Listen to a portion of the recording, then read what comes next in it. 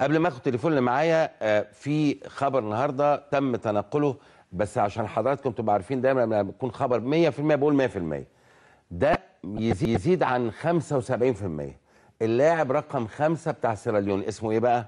محمد بنجورة. برافو عليك يعني. هنشوفه دلوقتي رقم 5. هنشوفه دلوقتي قدامنا، اللي هو اللعيب الشاطر قوي ده اللي كان بيعمل غلط.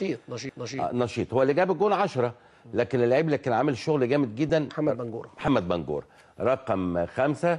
يا رب تكون الكاميرا مقربه منه في اللقطه. هنشوفها حالا دلوقتي. طبعا اهو ده رقم اللي شاط ده اهو. ايوه ده هو ده اللي كان عامل عصابه كده على راسه.